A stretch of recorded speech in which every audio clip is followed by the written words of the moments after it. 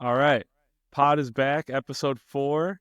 And before we jump into this one, I saw today announced that John Mayer's getting an XM show and he's interviewing Billy Joel for the first episode. Billy Joel, excuse me. Billy Joel. And but I was like, I have Mill and Phil, so we're gonna beat that show. What's That's going what I'm on, my talking about. man? Doing good, man. How about yourself, bro? Good. It's been way too long. Way too long. Way too Um, long.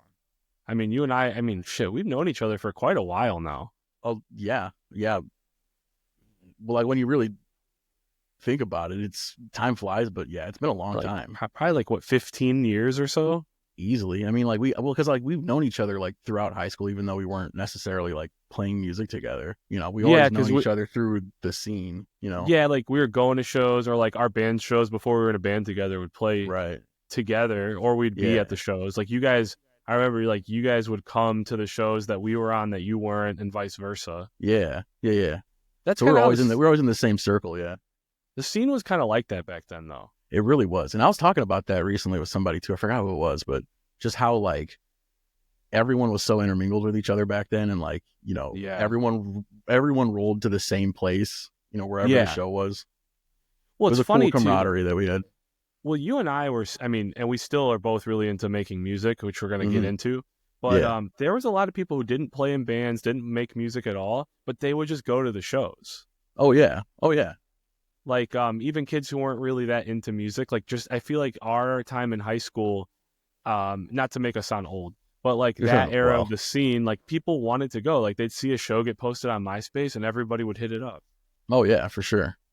And then it was cool because you had so many different they're all generally the same like crowd of people, but you still had so many people from so many different backgrounds and stuff that you would just Yeah. people that I never would probably have associated myself with just on my own volition, but because we were so Yeah.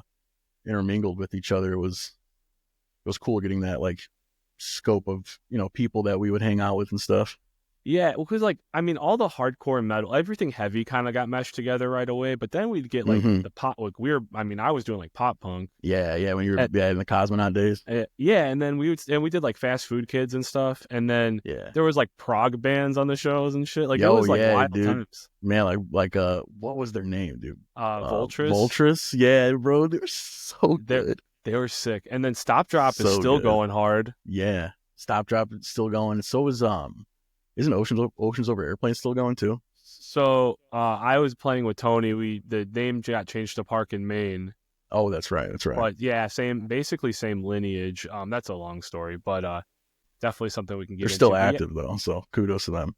yeah, I mean it's hard. I think and this kind of is a good segue into what you do making music. But like it's Mhm. cool that a lot of us some of us like I still play in bands and stuff like that. But like it's easy for us to go make songs on our own now too. Like you could be Oh, yeah. creative.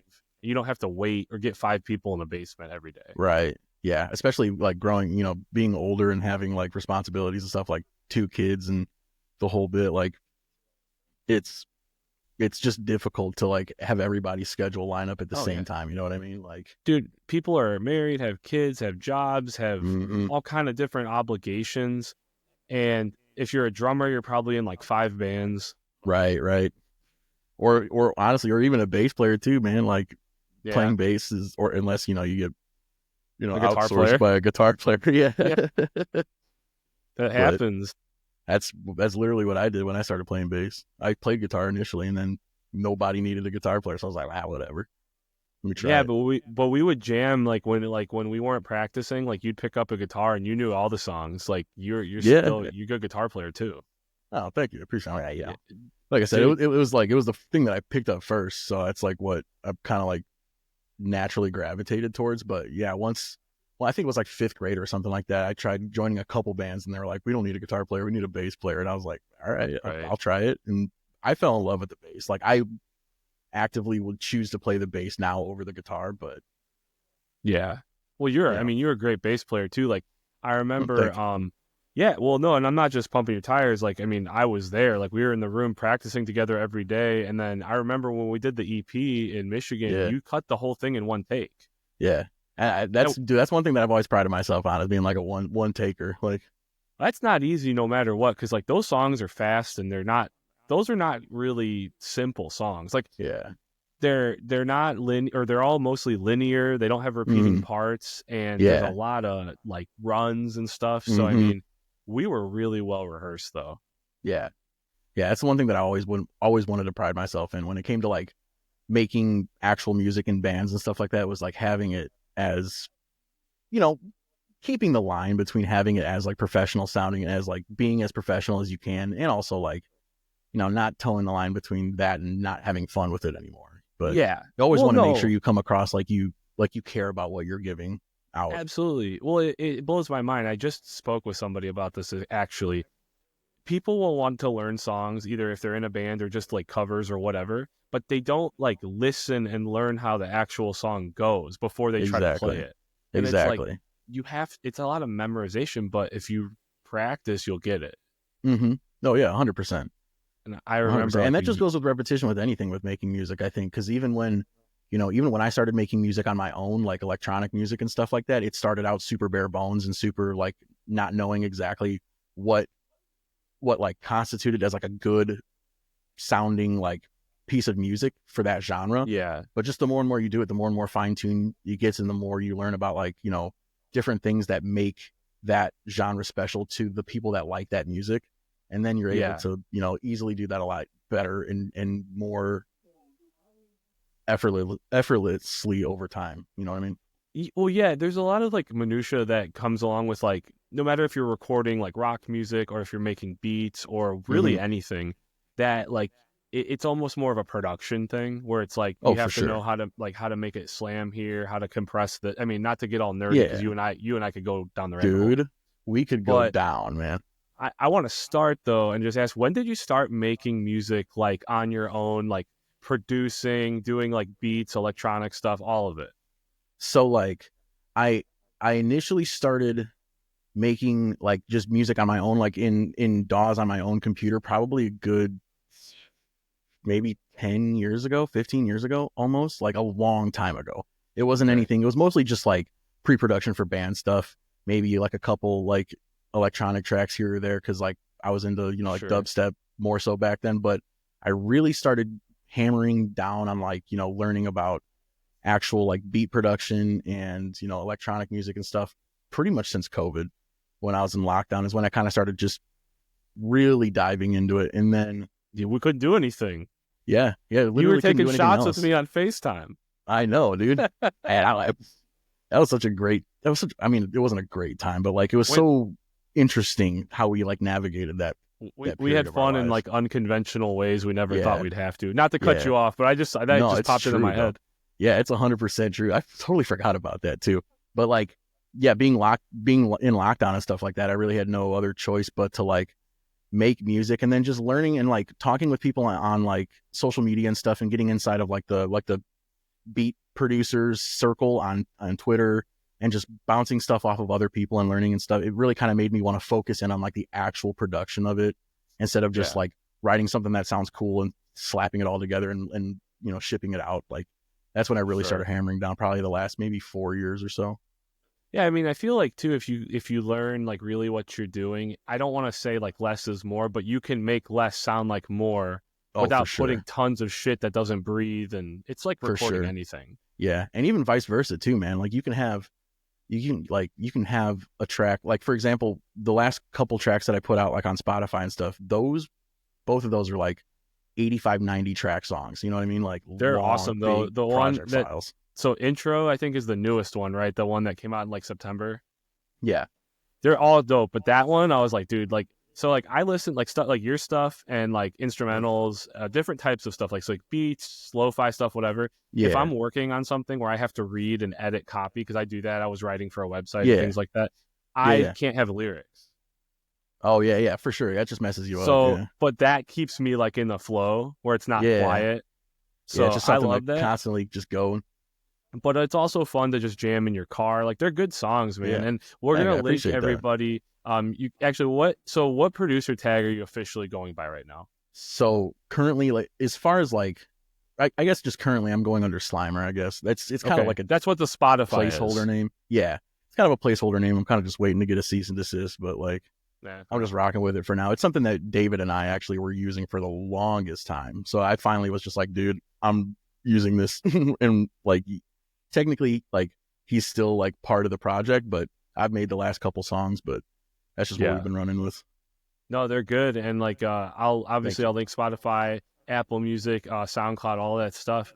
But yeah, man, like I think COVID too. Like I know for me personally, I can't speak for everybody. I got my recording chops way up because I had nothing to do.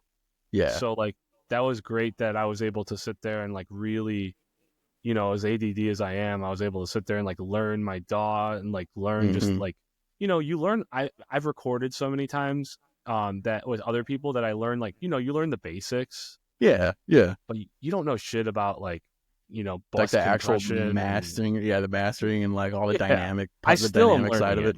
Oh yeah, same, yeah. But no, that's cool, man. And so like what I guess what I want to ask, like what is your inspiration behind like when you're coming up with these beats? So a lot of it, I mean, basically, I'll be honest with you, man. 9 times out of 10, I'm like because I use Ableton. That's the DAW that I've been using ever that makes since. sense. Yeah. Like it is a graveyard of just like half-baked projects. And it's really just kind of like me going off of just like a melody that I hear, or, maybe it's a loop that I find, or, some little bit that just kind of like, sparks my ear. I'll throw it into the DAW and I'll literally give it maybe a week or two of me hammering at this project. And if I don't find anything that I think is worth it, then I'll just move on. But the ones that I do find that is something like worth like forging out, I guess you would say, it's really just anything that like kind of invokes some sort of emotion from me, whether it's like happy, or when I listen to a little portion that I have, if I feel like excited about it, then I know like, okay, this is something that is worth my time. And that's kind of just what goes on. There's really nothing as far as like pre-inspiration. I kind of find it as I'm going through it. Well, that just means you're still a guitar player. You're just taking the riff and then building it, right? Literally, that's literally it. Yeah, that's 100% exactly what I'm doing. So like that's a good point, because I really like we said, getting excited about it. So some of the stuff you did for the Heavy Cream album, I love it, man. Like I played. Now I know you didn't do the whole record, but like I think I had. I don't remember how many songs I did on there. Maybe like quite a few, 4 or 5 or something. In the intro, right off the bat. And it gets like, I love that record. That's like a feel good one. And some of those beats, did you make those like intended for that, or was that stuff you had? No, usually most of the beats that I made for that album, I either made at the house with Jimmy, or I made and sent to him, and he was just like, "Yeah, I'm using this," and I'm like, "Okay," because I would just literally make all my beats and just send him every single one that I made. And I was like, "Do you want this one? Do you want this one? Do you want this one? If not, then I'll do something else with it." But I always gave him first pick of everything I made. So there's like a duality of like, you're making stuff. Hey, how do you like this? Okay, now we can work with it for you after you pick stuff out. Yeah. I mean, I would pretty much just make the whole beat if I wasn't there with him for him to like give me input on. Because I think, oh man, I got to think of can't think of the song names, but like the upbeat one that we had. Can't think of the name. 2020. I can pull the album up. I listened to it front to back a lot. It was the one where he had like the singing hook on it. In Good Time? No, not that one. Let me see. Heavy Cream. There it is. Where are we at? Which one is it? Never Ending. Oh yeah, that's a good one too. Is that the one? I'm trying to look at the artwork. No, so the artwork's funny. So Danner took some of those pictures and my brother laid it out, and then my brother made the other ones. But the Overthinking one, that's a picture we took out of my car on film at O'Hare when I was taking Matt to the airport. Oh, really? Yeah, it's funny how like all your homies, like it's like you have beats on there. My brother was laying stuff out. My brother's on one of the songs too with Jake. Yeah, that's right. Actually, he was on one of the ones that I made. Yeah, it's like a hard ass one too. Yeah. So Fashionably Late, is it? Or no, Black. Yeah. Or Blark Street. Blark Street. There you go. Yeah, Blark which Street. is, so it's funny how that works out. How your homies, even if you're not all in the same project, you kind of, you all get involved with it, which is cool. I mean, it's funny how many people too I know. Like if I need anything musically, but also like merch or design or photo, like I just know, you just get to know so many people. That's why I started this podcast. Yeah, that's for sure. Yeah, like the network just continually grows. So yeah, it's pretty Awesome. dope. But no, that's cool. I was just wondering about that because like I know that you have stuff that you put out that's just kind of like this is my stuff, and then there's Mm-hmm. stuff that you can do and other people will like rap or sing on it. I just wasn't Yeah. sure how that works because it's like it's a collaboration, but it's kind of separate. Yeah. Yeah. It's like, I guess it really just kind of depends on what I'm intending for this piece of music to be. Like if I want it to be something for someone to like sing on or someone to like rap on or whatever it is, then I will usually leave that like space for the artist to do something with it. But Sure. if it's something that I just want to put out because I like how it sounds and I just want to like go to town on it and put 80 tracks on there and just have everything go crazy, then that's just usually what'll happen. But I think that's a good point because like you're clearly obviously someone who knows music because you need to have parts for it to breathe for the like if Mm-hmm. there's going to be vocals over it, Yeah. whereas your melody is in the actual like what you're doing all together. You don't Yeah. really want to take away from that unless it's like to make it come Yeah. up. Yeah. Like I kind of use like when it comes to like solo projects or like solo like pieces of work that I made in place of lyrics, I'll use, like another like counter melody, or I'll use like, for Yeah. example, in the track Moto Racer, I'll use like, like a really nasty slide like funk bass, to like kind of fill that void where like something for you to It's listen sick to though. instead of like, yeah, thank you, but like just something to for you to focus on rather than just like having everything fade. Because I like I the way I want to make my music is I want to make it to where people can just let it run in the background if like you're working and you want to like listen to something while you're working, or if you're in the car and you're listening to it, you can pick out things that you can focus on and listen to. I want to be able to have that effect go both ways. You know what I mean?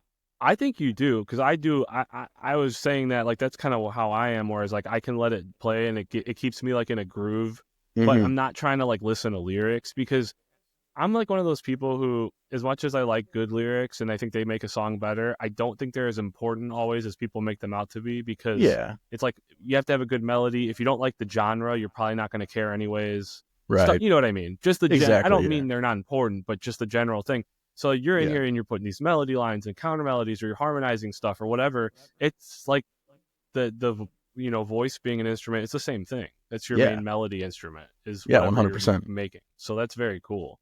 Yeah. Thank Um, yeah, man. I want you to put out more stuff just so I can have a bigger library. you. Thanks. I definitely intend to. I'm the intent is I'm going to take like those two songs that I put out, and make a whole, basically just like an EP of like that whole like kind of hyper pop genre, and then whatever the next project is, it's probably going to be something of a different genre, but still of like the same kind of like nature. But yeah, I definitely intend on making like whole projects of music pretty soon here. Now that I'm like All right. a little more comfortable with what I've been making, I feel like the last two songs that I put out have been like the most like dynamically constructed pieces of music that I've made by Yeah. myself, at least. So now it's to a Sure. point where I'm because before it was a lot of remixes and stuff like that I already had a lot of, like a lot of meat off the bone that I was working with, a lot of melodies and stuff that I could use and make remixes out of. But now that it's all kind of like organic stuff, it's finally to a point where I'm like, okay, now I can show people this.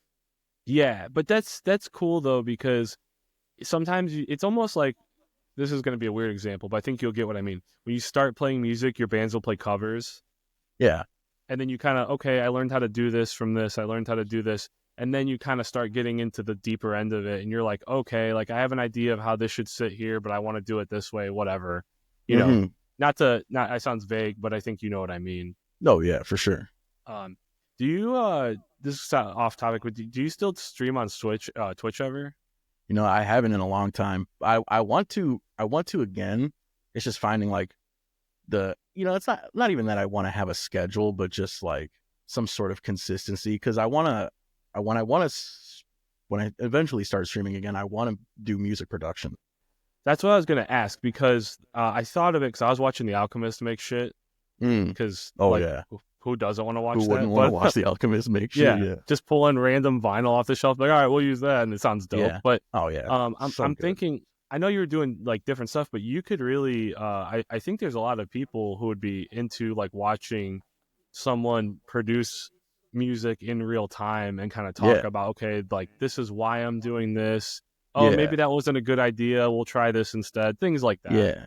Yeah. I would love to do that too. Cause man, the one thing that I could do forever is talk shop on making music, man. I could do that forever.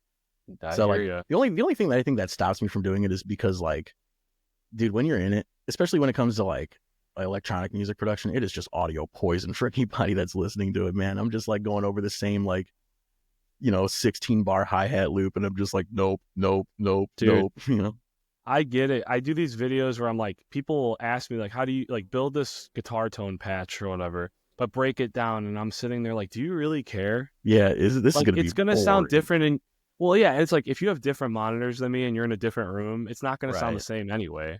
Yeah, exactly. But I mean, it'll sound close, but it's like you know what I'm saying? Like people don't understand the physics of sound as much. Mm-hmm. Where it's like I love guitars and I love tone and all that, but I'm like, yo, your speaker, your cabinet or your monitor is the most important thing. Right. Yeah, and then like the room that you're playing it in, like, is it treated properly? Like how reflective is it? You got sofa in there or something, like whatever. All that's gonna change, Sure. Maybe not like drastically, but to a point where you might be able to hear it. Right. Well, for sure. And that's the thing is like, again, it doesn't really matter what type of music it is. I think that's something like I didn't really, when we were kids, like you don't really think about that much. Yeah. Oh yeah. Like, your amp sounds different in this venue or that venue because it's, the room, but like, or if there's a lot of people, but you don't really like put too much into it. Yeah. Going from a like a concrete basement at like the Lake Station, or like wherever at like the Eagles, and then like playing the same concrete basement somewhere in Iowa, it's gonna sound the same. You're not running anybody away by having that difference.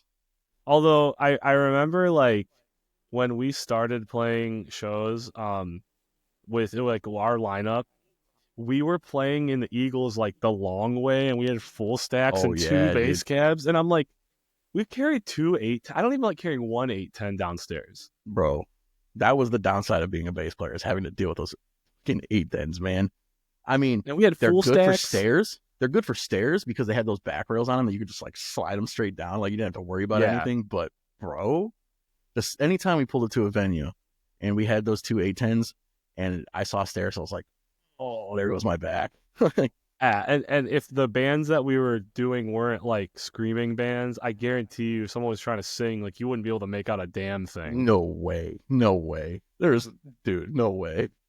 Do you remember like seeing people like you'd get stoked if somebody would tape your band? Not tape. Jeez, I sound so old. They'd record your band on like a digital camera.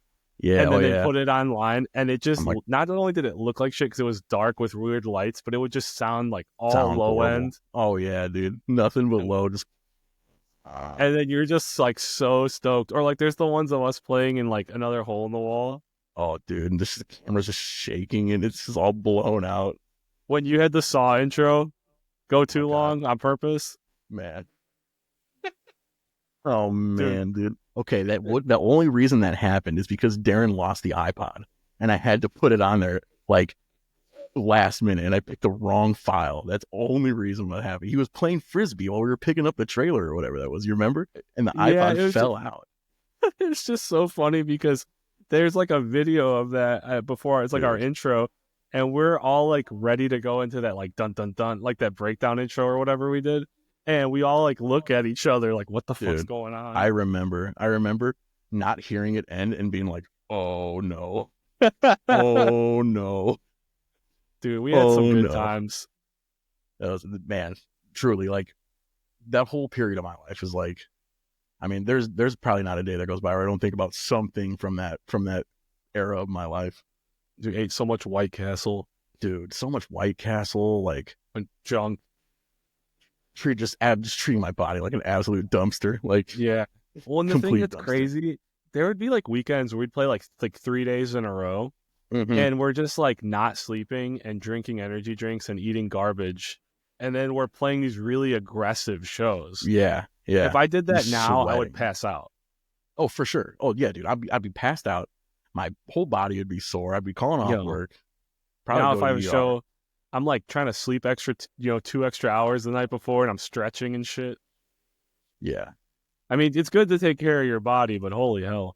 But that was, I mean, and I'm sure like there's so many stories. I'm sure stuff will pop up, but I just think of that. I remember that Saw one as soon as I started talking about videos because the video is so bad. We're all wearing like cut off jeans. Oh yeah, and just then like looking like hell, man. with bowl Looking like haircuts hell, and shit. smelling like hell, like Dude, greasy. fashion was weird in that era too. It really was. It was really dingy. And you know Like what's funny too is that like the hardcore scene of all scenes in that like umbrella of aggressive music, the hardcore scene were the people that started wearing like designer clothes and shit. Which is what I thought was funny. Or dressing like greasers. Yeah, dude. Yeah, like Trapped Under Ice got everybody really walking big around looking like Danny Zuko. Yeah. Dude, it's true though. Like you're right. Like we'd go to shows and there'd be like the toughest guys, and then they have like leather jackets and a bunch of pomade in their hair. Yeah, and hand, they have hand tattoos, but then they have like they look like Fonzie. Yeah, I'll hear about this like Yana type. Yeah, and they're fucking wearing, and the jackets are like legitimate, like Gucci. Oh yeah. So, and then they got like Nike SBs on with their camo shorts. I was like, dude, I wasn't expecting that, but okay. Yeah, I think all I did was wear jeans and like band like merch. I still dress like that though. Yeah, it was cut off jeans and just like either my own band's merch or like whatever. Yeah, a Misery Signals t-shirt or our band that ripped off Misery Signal. Yeah. That's the only thing that my closet consisted of. Still me to this day. Actually, I have a corn shirt on right now, but that's true. That's actually a fire corn shirt though. Thanks, man. I got it. I saw them. I think it was like 2 summers ago. And where at? Tinley. Oh, nice. And it was really funny because they had these sick gym shorts. They were like mesh with pockets. Whoa. And they had corn logo all over print, like black and silver. But they were like $80 or some bullshit. And I'm like, I'm like, dude, I don't get off, man. Yeah, I know that they get that big merch. There's the merch cut to the venue, but I was like, I'll just get a t-shirt. The funniest part about that show, though, just a quick anecdote, not to rant. Evanescence was on that show. And, what? And they were sick, actually. But I'm like, my cousin had the ticket. She's like, yo, you want to go see Korn? I'm like, absolutely. I meet her there, and I had no idea that they were like really fire seats, like up, not in the pit, but like right behind the pit. Oh, yeah. And then a few rows directly behind me, like same section as Jake and Amy and Dubs and Kelly and everybody. Oh, no way. And and it was so funny because they're doing, like the Wake Me Up, like that song. And there's no backup, but the guy's there's no backup vocals. It's just her singing. And Jake is live texting me going, I should be up there doing the guy's part. You really should, bro. You should have rushed the stage, man. Dude, it was so funny. But like they were actually really, I mean, you could tell they're like professionals, Oh yeah. I mean, they've been doing it for so long. There's no way they wouldn't be still doing it if they weren't professionals. That song's got to be 20 years old, at least. Man. Oh, shit, it's got to be, right? But and then Korn obviously is always awesome. But yeah, I just thought that was funny because Jake's like hitting, like, dude, I should be up there hitting that guy, the backup vocal. I'm like, I would pay big money to see that. Oh yeah. Oh, you kidding me? Oh yeah, dude. I'd pay 2 whole paychecks to see that. To see Jake up there with Evanescence. Oh my god. Oh my god, dude. Oh, that was so that's funny. like a bucket list thing for me now. I don't get it. Like bands that are new or like some get over, but like you go to Tinley and it's all older bands. Oh yeah, and they're still selling it out. What's up with that? Yeah, I don't remember the last what was the last show I went to at Tinley? I think the last show I went to at Tinley was, I think I actually went to go see Meek Mill and Future. But when it came to like an actual band show, I think it had to have been like either a Mayhem or a Warped Tour. I love both of them, and one of my friends told me, and he's so right. He goes, "Future's Beyonce for men." Basically, actually, I'm like, yeah, it's so empowering. I put on Future, and I'm just like, I get so like, I'm on so my hyped. king shit for a minute, dude. For real, it's so good. That's funny. That sounds like a dope show. I mean, rap's different though. Like people like, I mean, not that those guys are young guys, but yeah, they haven't. It's definitely a different vibe of show for sure. Yeah, I mean, it's probably nice to not have to drag any fucking gear out there. Tell me about it. Yeah, nothing but just like a set of turntables, man. Yeah, you have like a fucking wireless mic. It's like, yeah, load in, load out. It's just like 5 minutes, man. Oh, it sounds so nice. Right? But like, yeah, I think, dude, have I been to a huge rap show? I don't even know if I have. Like, I've I seen think rappers that's at like festivals.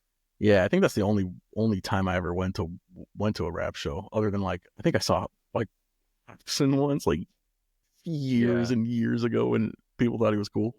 I mean, there's rappers I'd like to see, but Oh, for sure. Yeah, there's a long list of rappers I'd love to see, but I don't go to shows as much as I used to. on top of that too, man, a lot of these rap shows, man, like tickets are $500, dude, for Well, yeah, nosebleeds. Ticketmaster and Live Nation are killing people. Yeah, I heard that there was supposed It's to, like, wasn't there some like lawsuit or something with Live Nation or something? But yeah. See, when I is there think that not? there's some kind of idea of like, well, if we just sell it for a ton of money, we'll get rid of the scalpers. I'm like, or you can have it set so you have to resell it through you for face price, or I get if people want to make a couple dollars, but like, dude, I used to like, you could go in the pit at Tinley for like $80 back in the day. Oh yeah, dude, I'm pretty sure that's what I got like pit tickets for, like the first Mayhem Fest for, like ridiculously cheap. And yeah, and then if you're in the lawn, it was like $20 or less. Yeah, yeah. When I went to go see Fall Out Boy in Paramore at Tinley Park, I was in the lawn and I think it paid like $30. Yeah, and that's actually pretty good for both of them. Yeah, that was again years ago, probably.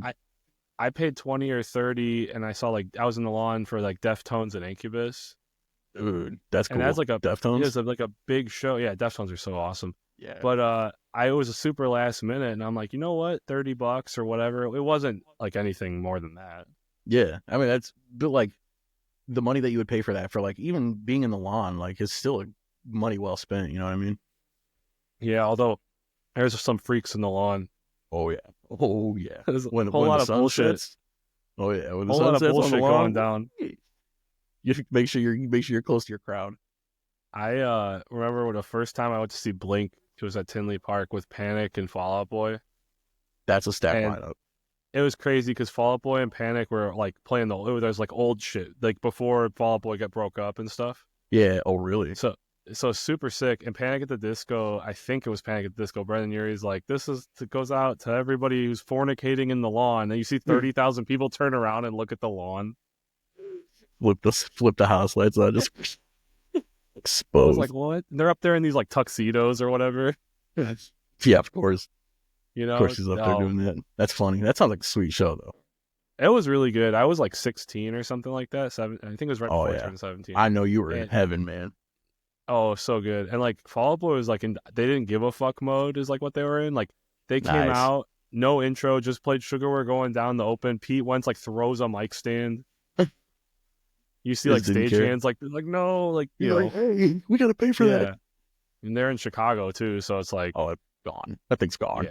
yeah. They're That's fun. hometown. But yeah, man. Sorry, I didn't mean to go off on a Tinley Park rant, but here we are. Dude, yeah.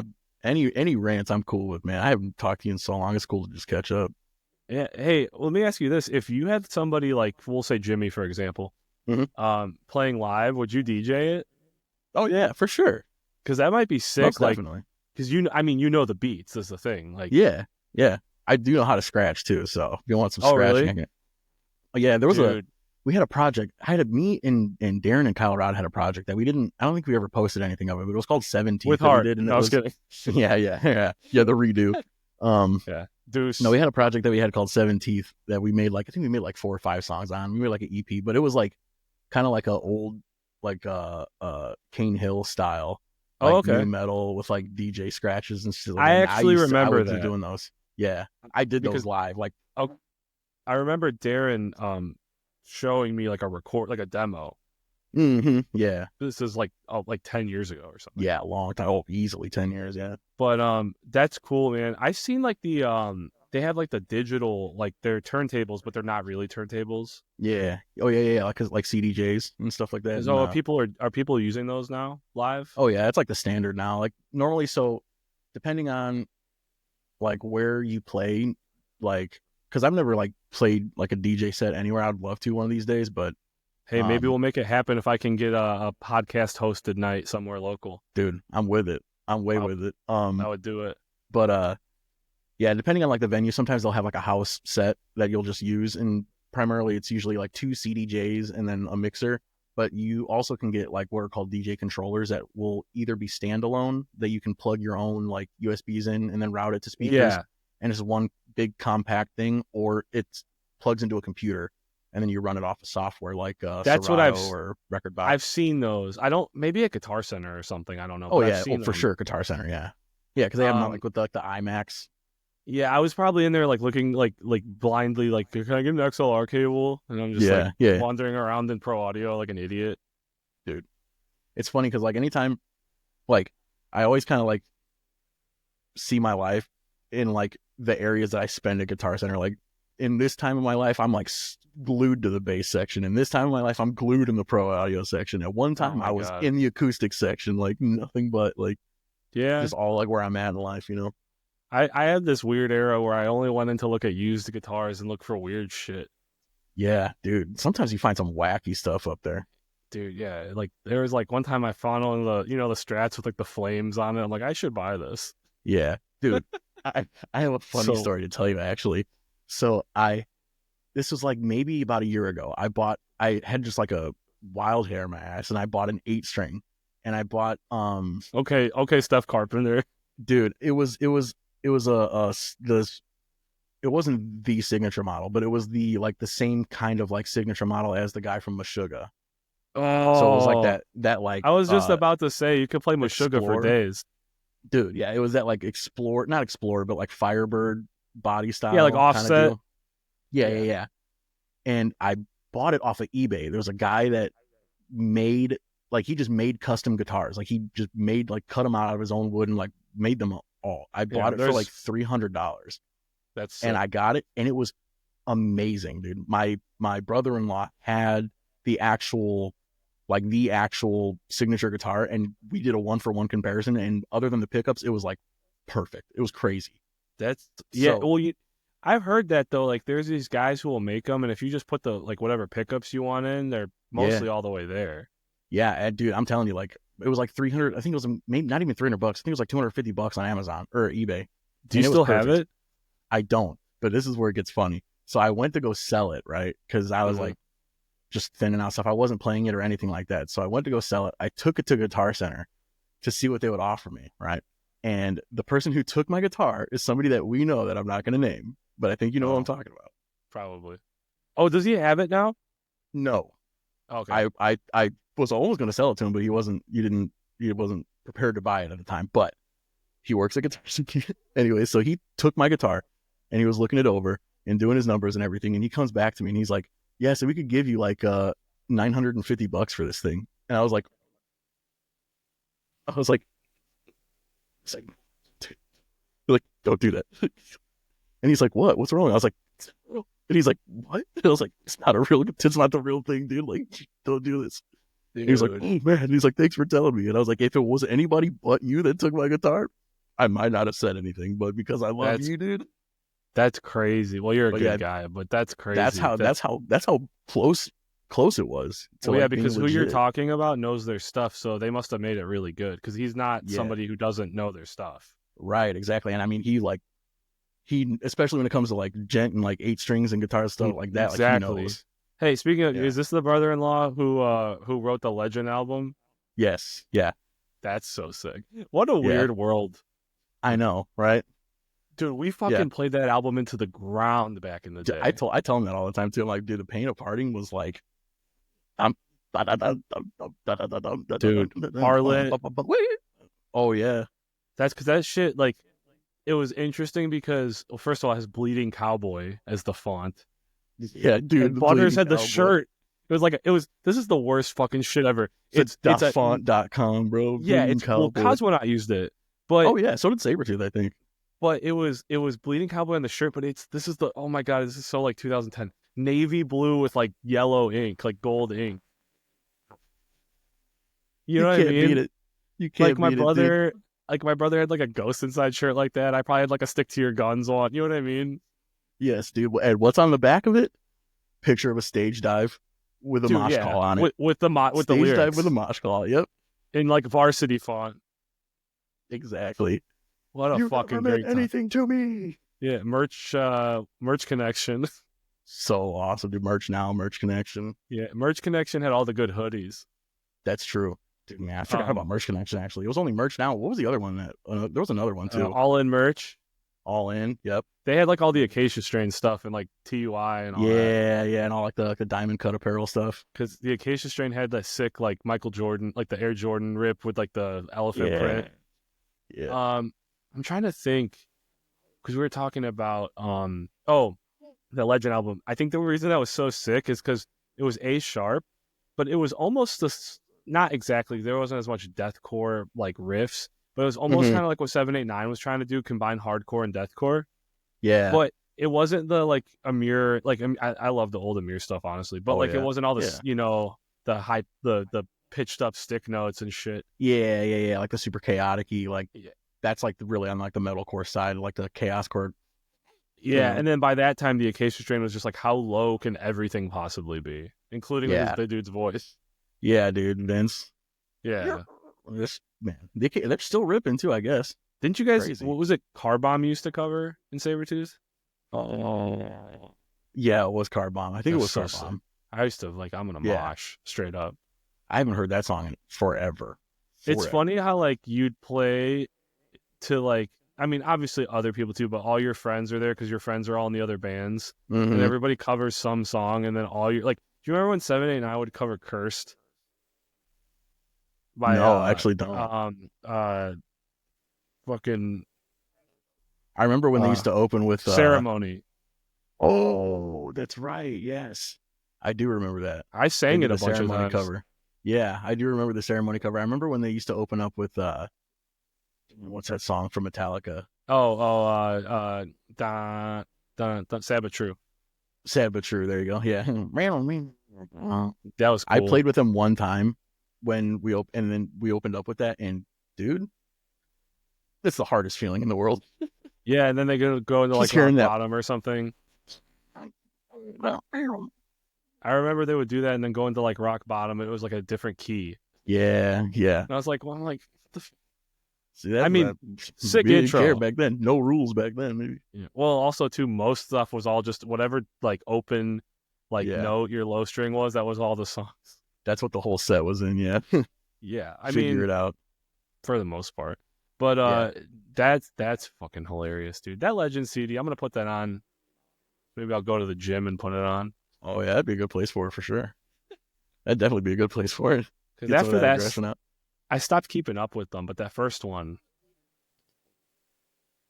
same. Yeah, it was. Well, no, they had it. I'm trying to think of the. They had another one after that was pretty good. They used to. They played at Camelot. Is that what the second one was? Yeah, or that was one of the songs at least. Oh yeah, I forgot what that album was actually called. That was a good album too. But yeah, I think after that one, it was whenever can't think of the name. With Chad? Let me see if I can look it up. Yeah. Because then he went back to For the Fallen Dreams. I actually saw For the Fallen Dreams. I went to the last Misery Signals tour. Oh yeah, the Pale Horse is the album name. Dude, For the Fallen Dreams, a couple, like I guess it was July now, but I saw them play. They did Changes front to back. Really? Yeah, it's sick. I was like, dude, it's 2024 and they're doing this. Which dude, they're that's like crazy. But it's weird because they're new stuff. They're like biker like guys now. They have like denim vests and like like the whole look. But then they're playing these like 2008 like scene metal songs. It was a very weird like dichotomy, but it was sick. That's crazy. I didn't even when did you say this was? In July, because I went to that last Misery Signals tour. Oh, that's right. That's right. Man, I missed that, bro. Dude, I never was a big Misery Signals fan. Not that like I didn't like them. I just never delved deep into them. But what I did listen to them, I did really like. But seeing From Fallen Dreams play Changes all the way through. Yeah, that was cool. It was cool because like they are one of those bands where I'm like I can still put that album on. I'm like I still know all these songs. Oh yeah, for sure. Even though it like never leaves the memory bank. No, that's one of those albums back in the day we played into the ground. Oh yeah. It's just like instantly invokes like that period of time in my life. Yeah. Anytime I hear that first note. Oh yeah. That we ripped off that riff a bunch. Yeah, but we would just play it at like 200 BPM. Yeah, nobody noticed. Whatever.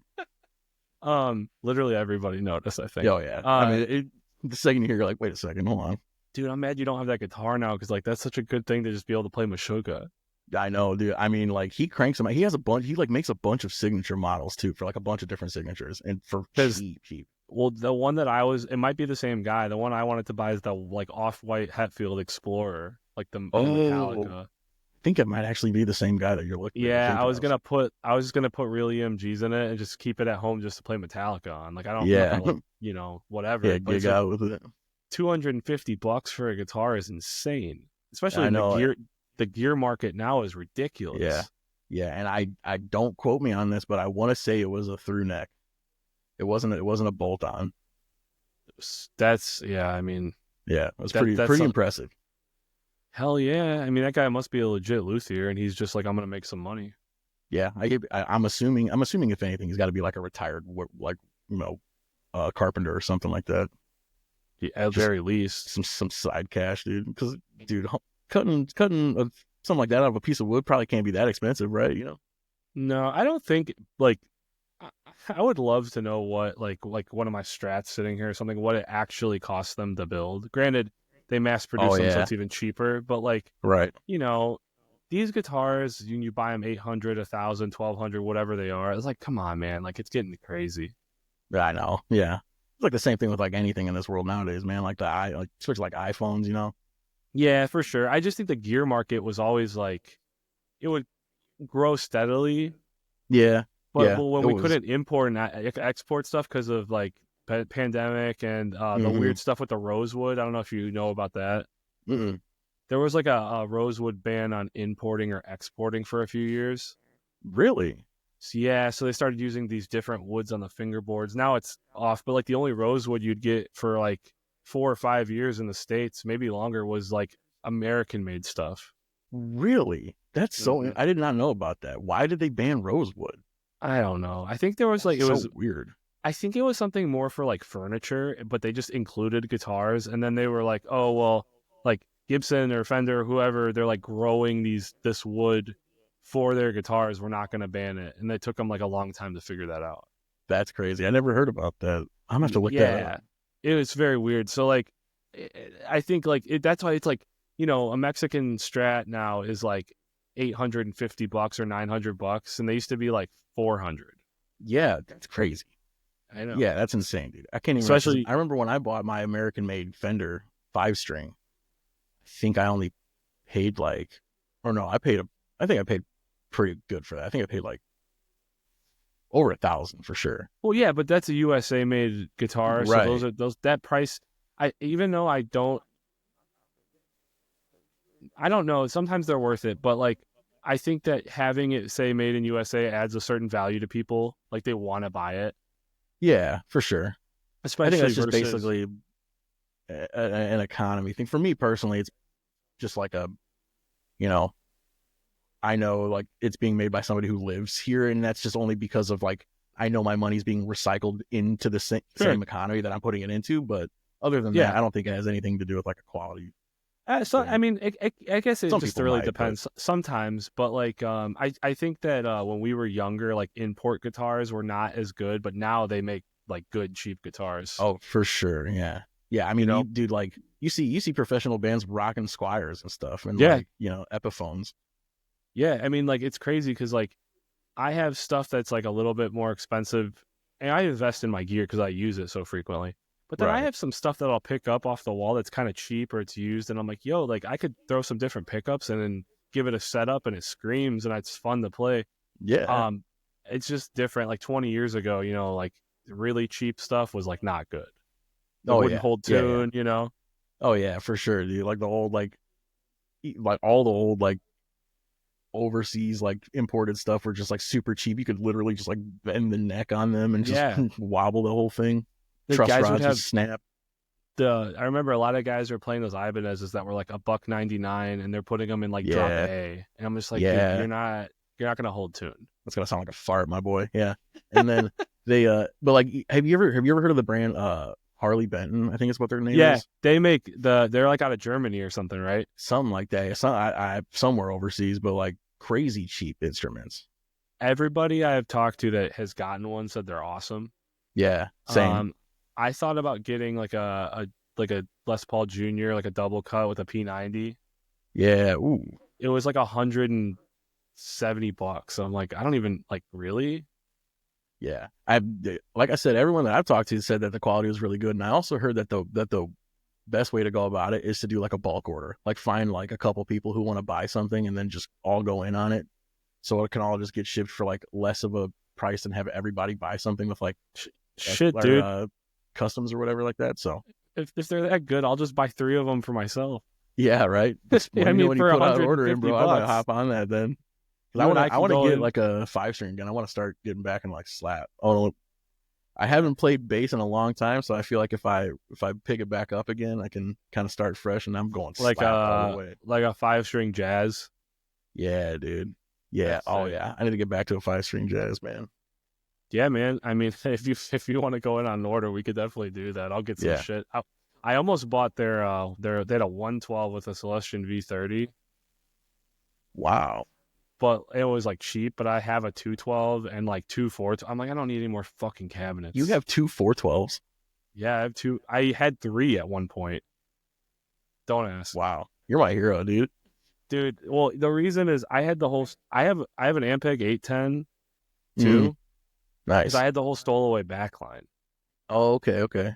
Because we were having like times where we wouldn't have a consistent member here, like on bass, or if we didn't have a second guitar until Scott was in the band, I played by myself through 2 cabs, like each side of the stage. Yeah. So I have 2 Mesa 412s. They're just the regular, not the oversized. Oh, okay. But like when you buy them used, it's like $400 instead of $1,200 is great. Right. So you can't beat that. Well, whatever. But I was like looking, I'm like, oh, I get a little 112 for my room. Like I have an amp sitting behind me. Like I don't play this in here. Yeah. Oh yeah. You fucking use. You remember the days though? You remember the days back in the day when we would? Oh yeah, and I literally play into my DAW, and it sounds good. Yeah, probably way better than what it does coming out of the speaker in your room, bouncing off of everything. Not just that, like even if I took a 57 or like an SM7B and mic'd up a speaker cab. Obviously, you don't get that much room in like a guitar cab situation. Yeah. Unless you back it off. But like, I'm probably just going to get a better like sound if I'm direct in with an IR because I could just sit there and make it how I want it. Most definitely, yeah. And dude, especially like the way IRs are like set up, especially depending on the plugin. I'm assuming you use, if I were to wager a guess, I'm guessing you're using some Neural DSP plugins. I have some of that. I have some ML Sound Labs. I have a Helix. I use Helix native. Oh, okay, nice. Have you tried the Mike Stringer plugin? Not yet. From Spirit Box. I know. I haven't tried it. I've seen people talking about it. There's so many I want to buy, but like so good. I might have. I think I'll have to check, but I might have a key for it. So I'll let you know. Thanks. Because I bought it, and like it gives you like a couple of licenses. So. Oh, I appreciate it. My problem is, I have so much shit. And then you buy more, and it's like they're great, but they're all good. Yeah, they all kind of like fix the same problem, so it's just it's not that they all sound the same because they're different, like different amps, different cabs, different mics, whatever the case may be. But like, it's not hard to make your guitar sound good. For sure, yeah, on any of them. Yeah, remember like back in the day when we were recording, like you guys did Sabretooth with the same guy that we did the Cosmonaut stuff with. Imagine if we had those plugins. Oh, dude. And like drum samples, like I have Easy Drummer and like I have a bunch of different kits from like Will Putney kits, Feldman kits, Bob Rock even. They sound great. Oh yeah, dude. They're amazing. Just because like, I remember dude, the first time we recorded with Sabretooth, we recorded it off of a Rock Band mic in Audacity. Like, that's insane. That's like, what we that's the hustle though. Yeah. That's because it's just the time, like, and now how everything is just so easily accessible now. Like, it's amazing. Yeah. If you have a laptop and like one, like literally, like you can go get this on sale during Black Friday and like a literally like, what's that Scarlett, like that little interface that's like cheap? What is it? The 2i12 or 2i2 or something like that. Whatever that is, you can literally buy that. You don't even need an SM7B. You can get like, you could literally use like a 58. Yeah. You can get a Blue Yeti. That's what I'm using right now because I'm too lazy to plug in my interface. Yeah, dude, Blue Yetis are awesome.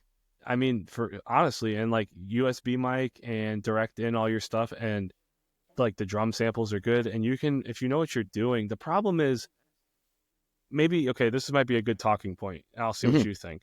Yeah. We had to learn how to fucking play as a band back then. Oh, for sure. Yes. And now it's different because I write into my DAW and I'm like, okay, I find the tempo, I do a scratch guitar, I'll build a drum, then I'll do a bass, whatever. And then I'll take it to people. Yeah. But like I have both sides of that because I grew up playing with other people. Right. And recording with other people. Right. Now it's like kids don't have to lean on that type of thing where you can just kind of like, maybe there's not as much creative like or feel even. Yeah. There's not much collaboration to it. Because like when you have a vision that's like solely rooted in what you want, then like, yeah, it's cool, but like it could be better if you got your input from somebody else. But a lot of times people will make something and they just want to show it to you and they don't really want like that feedback of like, well, what if you tried doing this? They're like, no, this is what I want, Again, maybe this is you and I being kind of more experienced. But like, so like for me in a band situation, I'll write the song, but then I know that I'm open to suggestions and I want people to, it's just that I like to write at home. I don't like to write in the room. Yeah. For stuff that I do solo though, I'll make a demo, send it to whoever's producing it. And then they'll be like the recent one, I'm working on something right now and I could tell you about, I don't want to say it on air just because it's not done. So I'm not going to, big things coming soon. Big things coming soon. I did the whole demo at home and then I sent it to the dude who's doing it and he's like, hey, like I want to fix these 2 drum fills, but like maybe we could like slow it down like 9 BPM. Yeah. I'm like, all right, cool. Like time stretch it, send it to me. All right, that sounds good. All right, cool. Then how do you like this? How do you like this snare? And then I'm sitting there like it's still collaborative, just more with like a producer. Yeah. But I like that. like a technical standpoint rather than just like or like more like in a stance of like how you're delivering the product rather than like you need to change this part type deal.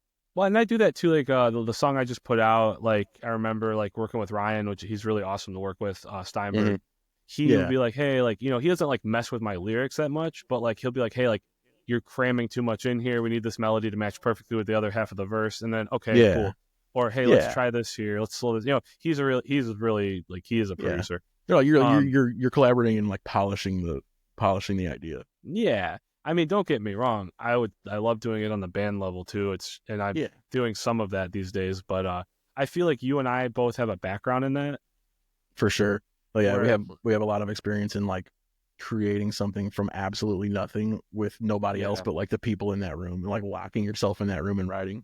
Oh, dude, remember? I mean, writing the EP was like that.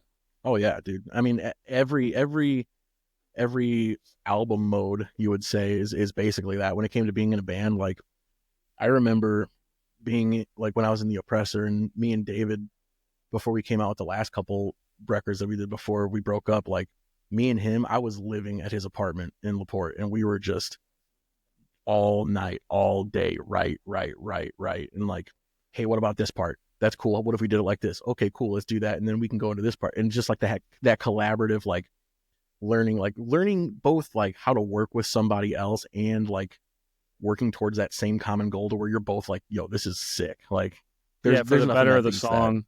That. Yeah.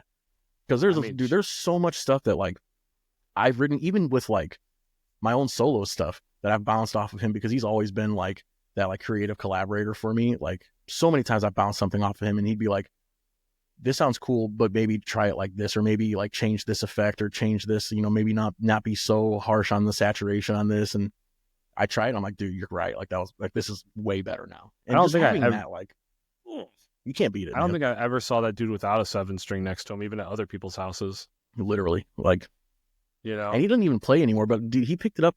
I was out there because he's in Milwaukee now, and I was out there like not too long ago, and he picked it up after not picking it up forever and still got it, still ripped it. I was like, man, there's like an ongoing joke with some of like the Oppressor guys and like Doombringer guys that I owe them a Cosmonaut record, and we can't find them.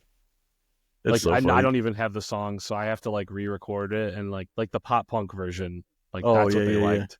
Which I mean, they just sound like Newfound Glory or something, but like, which is cool. You gotta like, get that.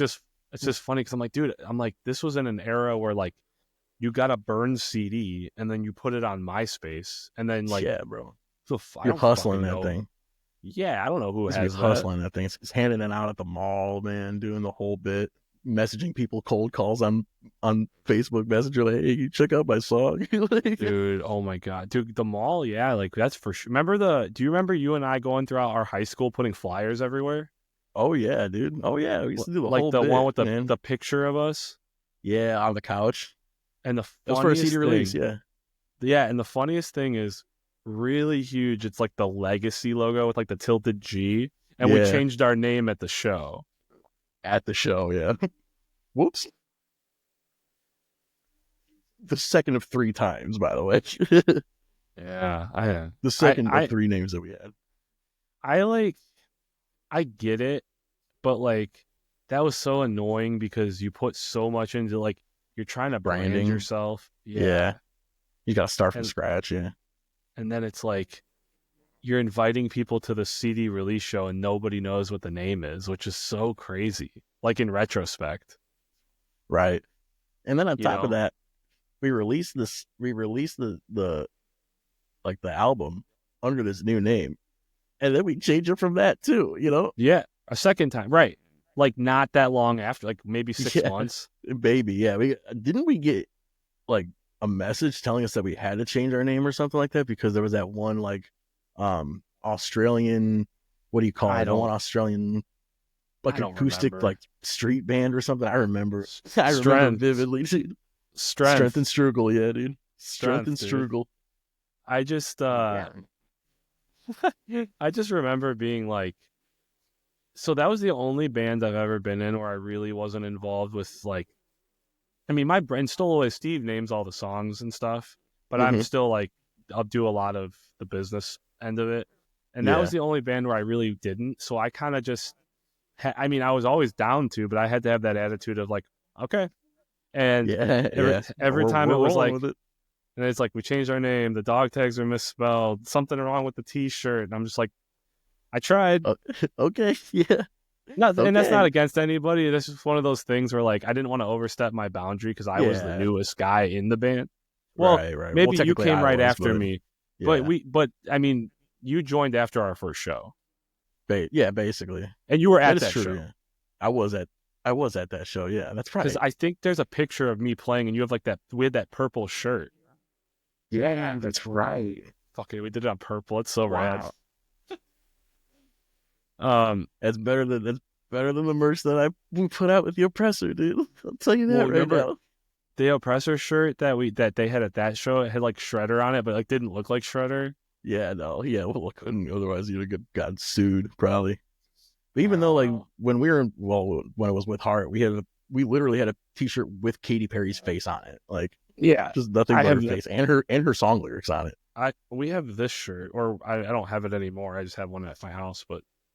That's so I mean, like you could you could just do whatever you want. Actually, hold on. You want a real cease and desist? Watch this. Oh yes, we sell this more than copyrighted.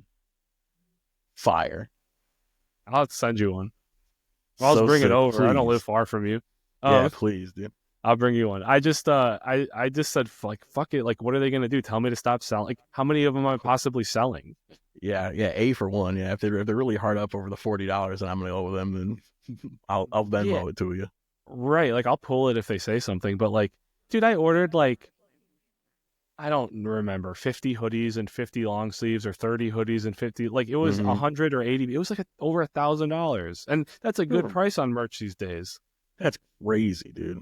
That's merch. Crazy. I mean, I don't know if I were to do a project again and like have merch. I don't think I would ever hold inventory like that. I think I'd probably just keep it all online. Well, I'll tell you this: Stowaway pre-2020 shows, I guess. We played a lot, and we sold a lot of merch, and we made way more money selling merch than we did from guarantees. Oh, for sure. Yeah. Well, yeah. Like, when you're playing live, definitely, because that's the same thing how it was when we were on tour too. Like merch is once where the in a money's while.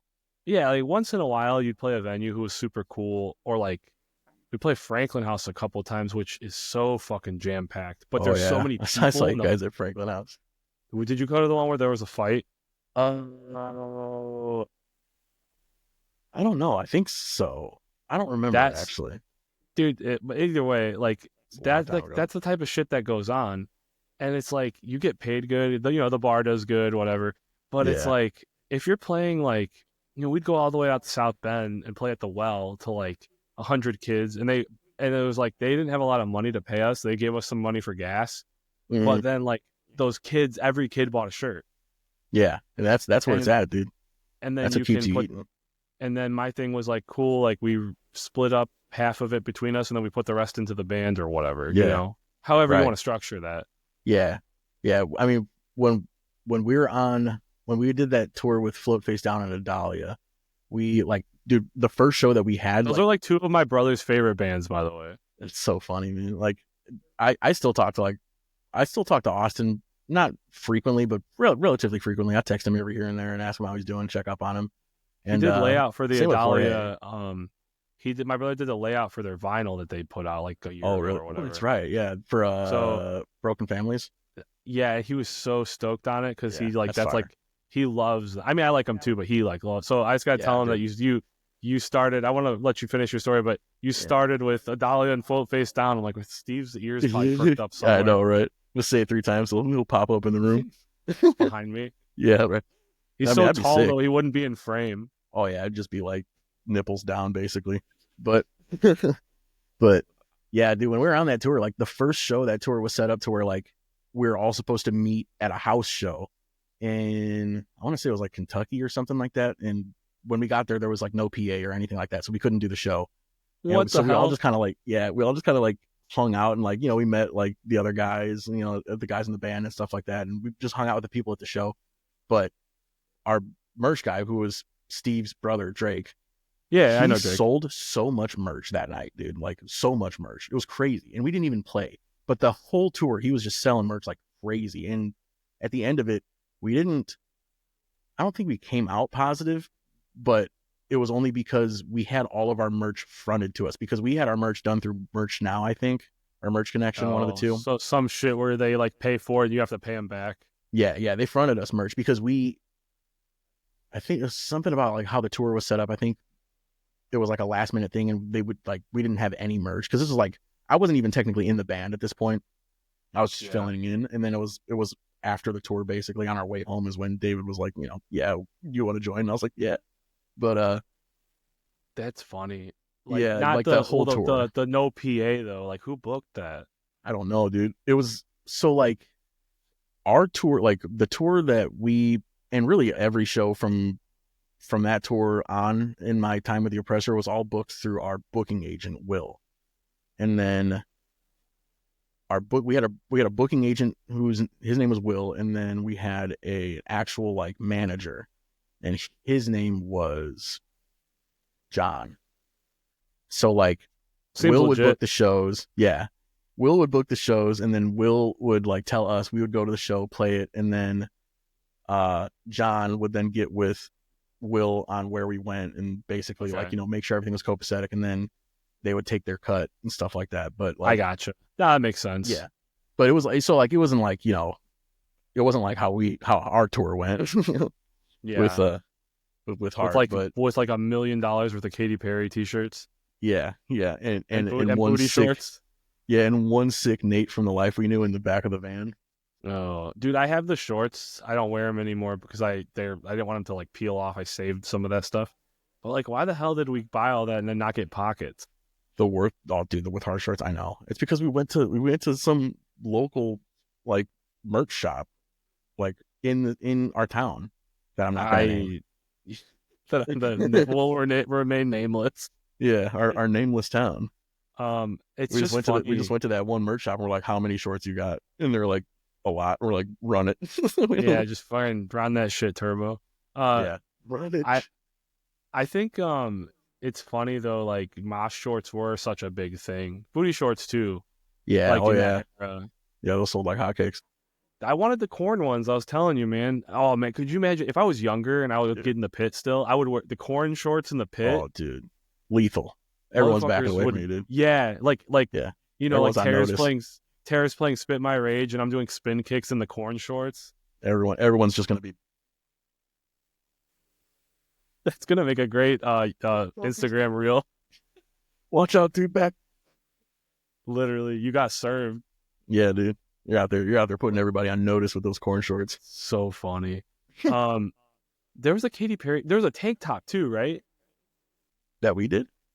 Yeah, it had the lyrics. We like, did a on the tank whole... top, but I don't think it was a Katy Perry one. No, it wasn't Katy Perry, but it was like it had like Overcome lyrics or some shit. Yeah. It was like straight down. We had the tank top. We had the tank top. We had the Katy Perry shirt. We had a gray one. I remember that. There's a gray one we did at the CD release where it was like you can't read it. It's like a white text on it. Yeah. It was bad. Either white or blue text or something. Yeah, the blue one. That was Shane on it. It's Shane's face. That's right. It had Shane's face. You can't see it. It's off a fucking 2010 cell phone picture. Yeah, and it's just like a negative like flip, basically. We have a shirt from it has my car window when someone smashed my car window at the bottom lounge. Do you remember that? No, I don't. When was that? That was like 6 years ago or something, a long time ago. But we made a T-shirt to sell at our shows so I could buy a new window. And that works. Yeah. The reason I had the picture was I took it for my insurance company, and it just took a while to get that. So I fronted it so I could get the window, and then I get the money back.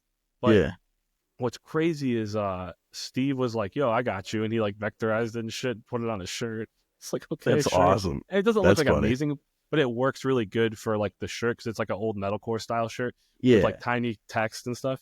But we tried to do that with like a flip phone pic. Oh really? Yeah. Yeah. With the Shane picture, yeah, that was because for the time, man, how long ago? What year was that? Like, it's got to be at least 2000. What? 10? Well, the EP got released in February of 11, but we recorded it in December of 10. Yeah. So all that had to have been done, 2010. I mean, you right around there. Yeah, man, dude, and technology is so crazy. I know, but like it's funny because, that wasn't a bad idea. No, but you need anybody else who would have done that would have had the same resources that we did, basically. But if you used a legitimate photo from a good camera and you did like half tones, you could make that work. Oh yeah. Well, yeah. If you had like a whole paid for somebody to do it type thing, but when you're grassrooting it. Yeah, I mean we do like, I mean I don't know. I guess it depends, but yeah, that was a weird merch spread. Man, that's really what we were doing was just throwing everything at the wall and seeing what stuck. We had like a gray T-shirt and then a bright royal blue one and a purple. And then hot pink booty shorts, and then just black basketball shorts with no pockets in them. Oh my god! I know. Fucking pissed me off. I know, dude. How you guys sell shorts with no pockets? I'm calling Darren. And the funniest thing is that I think about that every time. I have multiple pairs of shorts, as does anybody else who is in our group of friends. Like they're peppered throughout everybody. Yeah, but we all have. Every time I put these things on, I'm like, dude, I ain't got no pockets on, man. Dude, I got a similar pair at a show there, but they're such gold shorts. And they have pockets. Such gold rules, dude. Yeah, so good. I saw them at the B Kitchen, and it was funny. They're opening. This is around the same era. They're opening for Balance and Composure. Nice. And but they were like the only like kind of aggressive band, so people were beating the fuck out of each other. But I bought the Mosh shorts, and I remember like being like, "Oh, sick!" And I always would mix them up with the With Heart shorts because they're like the same, except the Such Gold ones have pockets. Oh. And I'd pull the With Heart shorts out of the drawer. I'm like, God damn it. Like, I wanted the ones with pockets out of here. And in that, dude, in that era, we used to wear gym shorts, like, at shows. Oh, yeah, dude. I used to wear gym shorts, like, just anywhere. I used to wear gym shorts to, like, go, like, eat lunch with people. Like, yeah, you rock up to, like, Red Robin, and you're wearing, like, champion shorts. I'm in gym shorts, a tank top, and some nasty Vans, dude. With no socks. Busted down Vans with no socks. Yeah, I'm just smelling like absolute hell. Fucking, like, you get kicked out. Like, you guys got to go to CC's or something. Like, you can't eat here. Yes. Yeah, CC you later. You got to get out of our establishment. Oh, my God, dude. That's so funny. It's so true, though. I was so crusty back then, dude. Like, oh, my God. Man, so crusty. Well, I mean, we were kids. Yeah. I mean, we're literally kids. And, like, our whole, like, MO was trying to, be musicians and being in band and live that lifestyle. So I'm like, we lived it to the fullest. You know what I mean? We did what we could, and like also too. Yeah, I mean, it was a great time. Oh yeah. I mean, it's times that I'll never trade for anything, man. Like just the No. amount of experience and like the amount of stuff I got to see and this amount of people we get to meet, like doing that kind of thing. It's just, you can't beat it. Like even on such a small scale, like when I was on tour with the Oppressor, like the people that would just come up and just be happy to see you because you're there. And I'm like, you don't even know who I am, bro. But like just the fact that you like the music that we're playing, like just having that feeling is just barn. It just beats nothing. Yeah, dude. And the coolest thing is like how many friends you make. Like obviously you and I kind of knew each other, but we actually became like closer friends from playing together. And we haven't played a show together in like a decade plus. Yeah. Oh yeah. But and like it doesn't matter. Just those times, dude. Those times that you spend together, like I'll consider you my brother forever. You know what I mean? Absolutely, like, man. Just those times together. You can't trade for the world. Same here. Like same thing as like athletes and like their football players, a football team. Like you have that camaraderie that you go on that Super Bowl run with each other. Yeah, exactly. Or that World Series or whatever it might be. I think the only thing that is a shame, and I know we're like a little over an hour, so I won't keep us too long. Yeah. But the only thing that's a shame is that we never got to really do like a last show with the real lineup. I know, dude. I think about that too. I think about that with the Oppressor too. I think about with like all the bands that I've been in. Like there was never ever any like proper send offs for any of them. But I'm 31 years old, bro. I'm still down. I'm always down. Me too.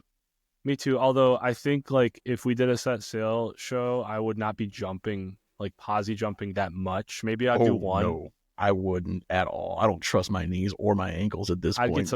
I'd lace up my Air Maxes and do like one good one for a photo, and then I'd be icing my knees afterwards. I'll be kicking and punching, but like I don't know about any. You had the best punch though, dude. I'll be doing but dude, yours was the best. Do you remember when you kicked the wall though at the Close Your Eyes show at Eagles? Oh yeah, I do remember that. I don't know why that was so funny. I should have just kicked my own cab over. Honestly, that probably would have been cooler. That show was awesome. There was one time we were playing with, I think it was Close Your Eyes. I think it was Close Your Eyes or somebody. Was it at Eagles or was that Camelot? We played with. It was at Camelot, and I blew my knee out. You remember that? Well, it was like them and Shai Hulud and Counterparts. Shai Hulud, that's what it was. Because I met Mike, who was the singer. Mike, dude. Mike Moynihan. I still talk to Mike. Yeah, we follow each other. I've met him like a couple times every once in a while. Yeah, same. So I saw Mike at a show. I went to see Counterparts. This is like 19 or 18. I don't remember what year. Mm-hmm. And I had a pass, so I was like backstage. And nice. He was playing with. It's real Wayne's World of you, by the way. I should just say. Yeah, that's how I roll, dude. I hate saying that shit because it's like sounds like Rockstar when you have like it's not like guest list. It's like AA is like a different, you know what I mean? Because you can. Yeah. I just like to walk around and avoid people. It's not like I need to go meet band people. I just don't want to be in the fucking mix of shit. Yeah, I'm not trying to be a sardine right now. I just want to watch from the side of the stage so I don't have to be by. I sound like an asshole. Dude, that's my favorite place to be at a show is either backline or side of stage, man. Yeah, right. So anyways, Mike was playing with Sanction then. Oh, okay. And I was just like, hey, man, like, I wasn't going to, hey, man, good set him, you know? Like, right, hey, 6 set. Can I use your amp? But that's always a follow-up question, dude. That's always a follow-up question. Hey, man, what tunes you're basing? I have a good anecdote about you and that after I tell you this, but I just brought it up to him because Brendan from Counterparts, like, that's how the first time I met him. Mm-hmm. And then he always, because he laughs about that show being a blizzard with Shai Hulud's playing at a bowling alley in Indiana. Like, that's just such a weird, like, thing to happen. Yeah, so how do I find myself here? And I brought it up to Mike. I'm like, hey, man, I don't know if you remember me, but, like, we like, I think we were Facebook friends or something still, but, like, now we, like, talk every now and then. But he was like, hey, like, I was like, you know, like, you were singing in Hulud, and, like, you talked to me after our set. Because he told me, like, yeah, I saw your scrims. You guys were way heavier than I thought you were going to be. The scrims, like, it was so backhanded, but, like, I was kind of like, no, dude, I agree. Scrims. Yeah, the scrims were, again, and he was just like, holy shit. He was like, holy shit, I could never forget that show. Like, it was like, you know, they're in a bowling alley with Shai Hulud playing in a blizzard. It's so funny. And I blew my knee out. And he, like, I remember after I messed that thing up. I was, like, sitting down, and he came up to me, and he was like, are you okay? And I was like, yeah, I'm fine, bro. And he was like, your little baby's okay? And I was like, I'm fine, bro. Dude, it's really so cool. Funny you say that because I forgot you did that until you just brought it up. But I remember, like, because I was next to you. So ridiculous, yeah. You know, you were on my right. Yeah, always, yeah, always. So, but yeah, so ridiculous. Dude, my shift at McDonald's that next day, garbage, trash. Oh, I remember I wore Scott's McDonald's uniform for that first fast food kids Fast set. food kids, dude. Man. I was gonna bring up real quick. We don't have to say the name of the band, but I really don't care because the only guys I talked to from that band probably wouldn't care. But do Mhm. you remember when we played that Halloween show and a band was like, "Hey, can you like help us pick up our gear because we don't have a trailer?" And then we got to Stager and they were like, Yes, because you know "Hey, why? You know why you brought that up? When we went to go pick up the trailer, that's when Darren dropped the iPad or iPod. That's why was it?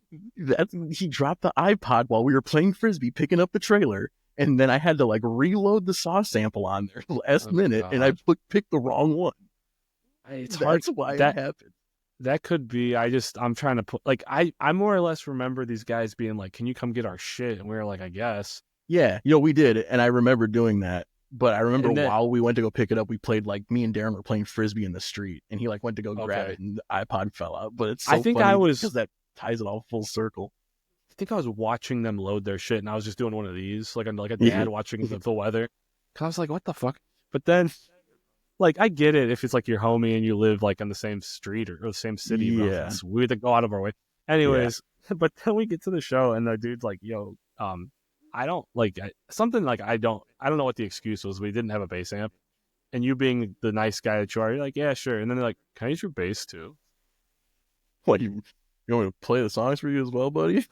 Well, you probably should have, but it Probably was could just have. one of those things where, like, not to be a dick, but it's just one of those things where it's like, dude, like, I get it. Like, a lot of us didn't Yeah, have money for gear, but don't do it right before you're set.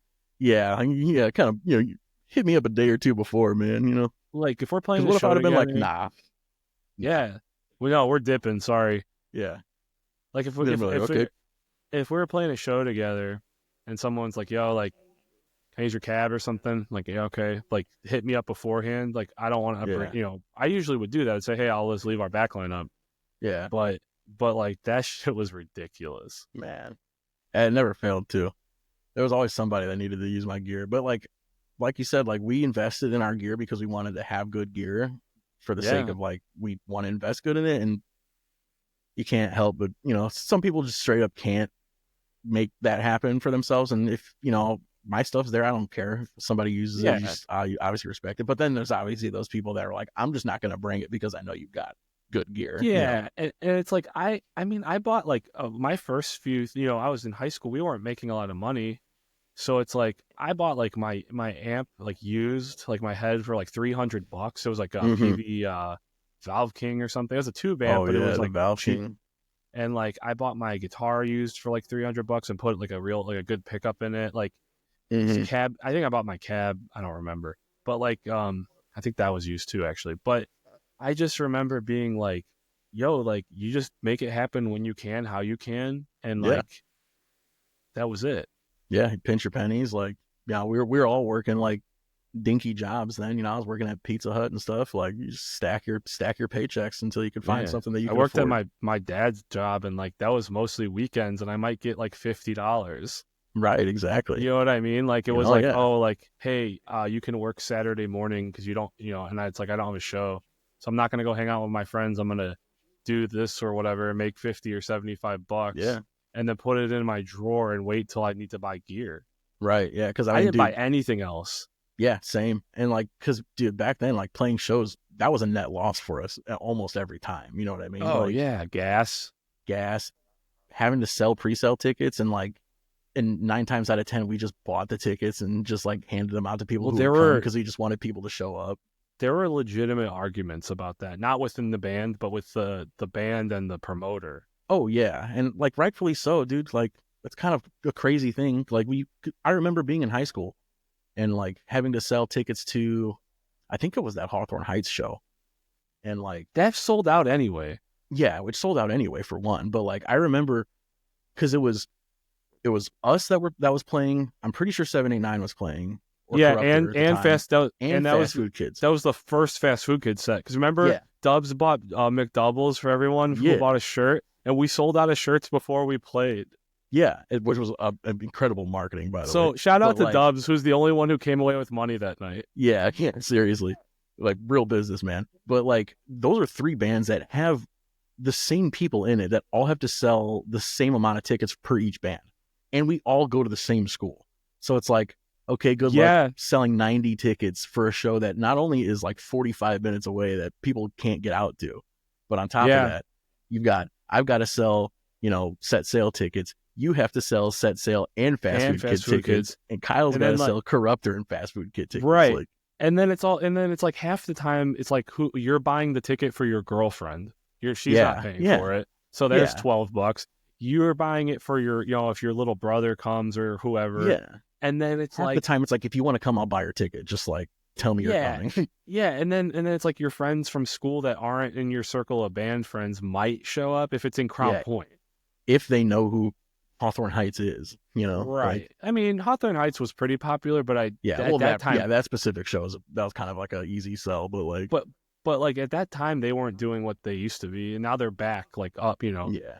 But I think that it was also hard because I know that the promoter has to pay those tour bands their guarantee, but there's 22 goddamn bands on the bill. Right. Who wants to go to Camelot all day? Right. And like, that's hard because like I while I get that like you want to have shows that like have people coming through, like keep your scene active and stuff like that, and have people wanting to continue to do that stuff, but like at some point like you have to really kind of think about the fact that you're asking like 17, 16-year-old kids to sell like tickets, and not saying like that's a bad thing, but like it's a tall order, you know what I mean? That's a big ask. Yeah, for a bunch of kids that are like going to the same school. The only time I ever sold pre-sale tickets where like I made a legitimate like profit, not like $20, but like made money, was Every Time I Die, and they're in their own league. Yeah. So like that was an easy sell, but like anything else, even in Stowaway had some pretty decent. I mean, we played like Gideon and stuff like that. Yeah. Oh yeah, that's cool. And like Gideon people rips. and the people would come to the shows, but it's like you said, like people. I don't know. You have to create a scene where people want to come regardless of who plays. Right. That's the problem. Yeah. You can't like recruit people to come.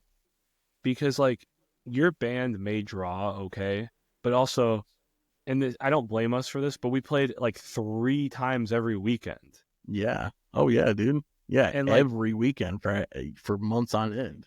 And your friends who don't like screaming music might show up once and be like, that was cool. I did that for you. Yeah, right, exactly. Yeah, so, like you can't blame them. Like, I'm not going to ask you to come to this sweaty, dingy ass like basement, every weekend. No, and, like, I don't. You don't care about this. But like, we appreciated it for the people that did show up. But like, oh yeah, it's hard. It's hard because like you can't constantly rely on that like dynamic of like keeping shows alive. But like, what else can you do to keep people coming in? Couple more things I want to get to. I'm sorry, I know we're running a little long. No, but you know what's actually incredible? Because I talked to somebody from I work with. I unfortunately didn't get to go. They went to one of the Metallica nights. Oh, and one of the openers at Soldier Field was Ice Nine Kills. What? Yeah, they toured with Metallica. What? They're like huge now. I bought a T-shirt and a CD at that show that we're going to talk about right now. I sold it on some fucking group. Some kid bought it. I guess it was rare for like $50 for the CD and like $30 for the shirt. For Ice Nine Kills stuff? Yeah. This is how long ago this was. You were in Sabretooth. Yeah. And I'm in Cosmonaut, and we opened for them at the Eagles. At the Eagles. And they were outside selling those gold foil print. Yeah, dude. I think they played at the Eagles with For the Fallen Dreams. Maybe I don't remember, but I just remember I'm pretty sure they co-headlined with For the Fallen Dreams. I just remember our 2 bands played on that. Yeah, I do. I remember. I think we played with Ice Nine Kills a couple times. I want to say. I thought they played at not Royal, but because I only played at Royal like once or twice. Camelot. I thought they played at Camelot, or maybe Pepe's or something. I don't know. Maybe I don't remember, to be honest with you. I'm thinking about this Eagles show, and I'm like, I know for a fact that we both played on that because we were hanging out. Yeah. Oh yeah. Because that's kind of like when our 2 bands started kind of hanging out. Yeah, that's when kind of like. And like you would kind of like come hang you and like circle. Yeah, like you and Taylor, sometimes James, like you guys would like you and Taylor really would like show up and hang out with like me and Danny or whoever. Like we were all hanging out. And we did that quite a bit. Mm-hmm. So like I remember those times, but I remember us all. I remember it was spring. It was super nice out, and I remember like Joe was there, and I don't think they played, and he wouldn't leave me alone Yeah, about something. something. I'm just kidding. Pestered you about something. I'm just That's kidding. I just funny. remember Joe. I remember the Joe. Eagles always made me think of Joe. I know. Seneca Falls was always playing. Yeah, But yeah, man, that's and they just opened for Metallica, so that's that's don't give up, crazy. That's like kids. this. I know, right? That's like the same thing as like when what we played a show when I was in the Oppressor. We played a show in at the Bender Ballroom in South Bend with King 810, and then they Oh came yeah, back to CJ's house to record for a Corruptor song because they had David do a guest spot on a Corruptor song, and we were just yeah. hanging out in the basement with King and just talking to them, and they were crazy, but like then I saw them with Slipknot and Korn. I was like, what? So Like, right before that, Stowaway opened for them, and huh, their guitar player was in jail, so they backtracked the guitar and they just had dry ice on the stage. hard, It was nuts. tough, dude, so tough, I so went tough. I went up. It was at Big Shots, Oh yeah, and big and shots. and we had a really good set. I remember I that was never played actually there either.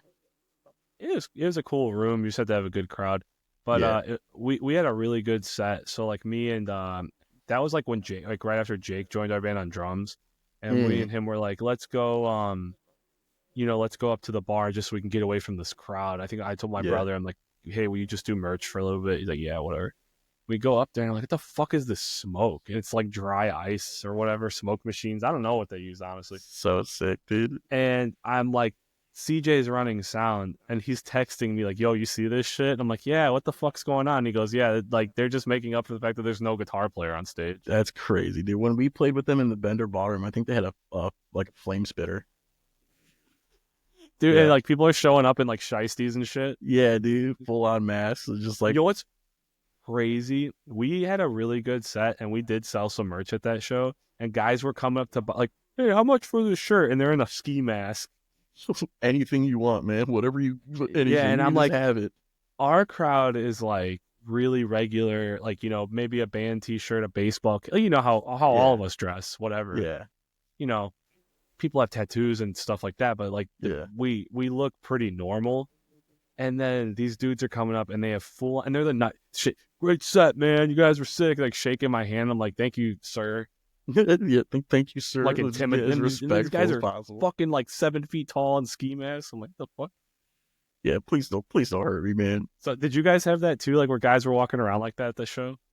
Um, no, actually, because at the Bender Ball, did you ever play at Bender? I never played there.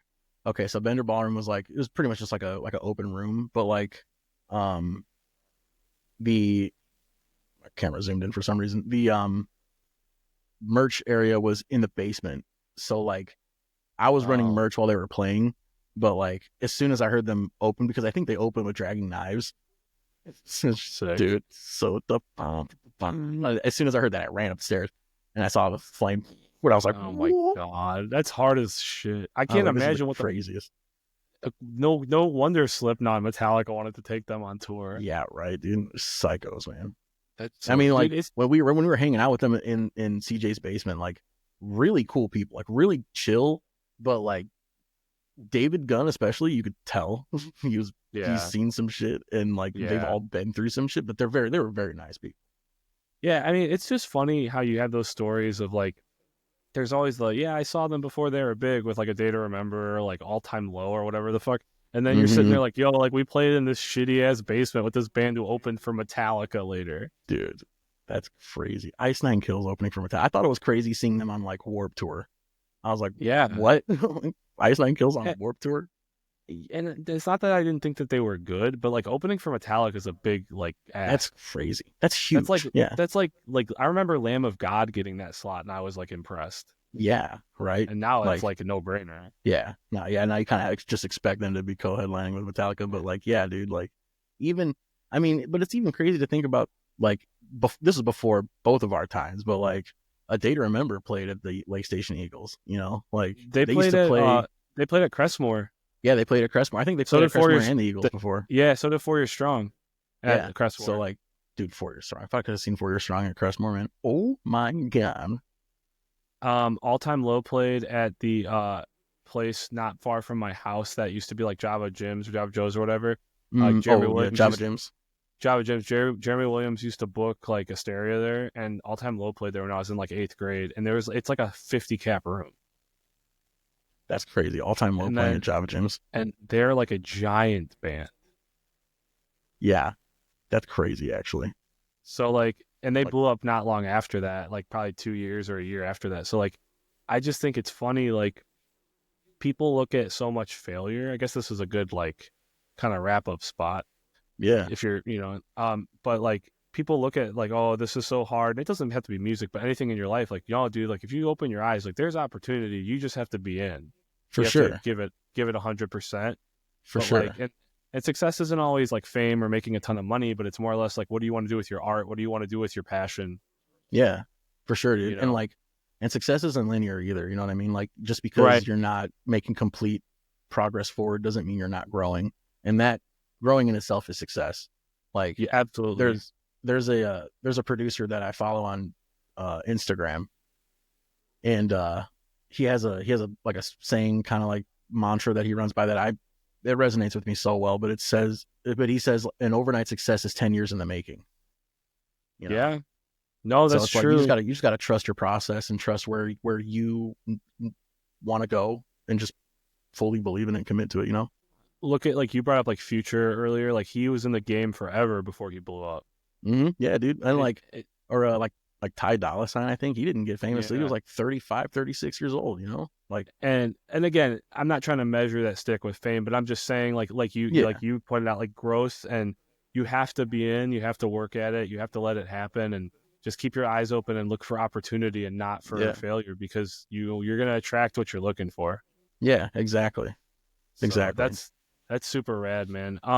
I think just before we get wrapped up here, is there anything you wanted to like talk about or say in particular that we didn't touch on? Yeah, I mean, not really, man. I just wanted to come here and chop it up with you, dude. It's been too long.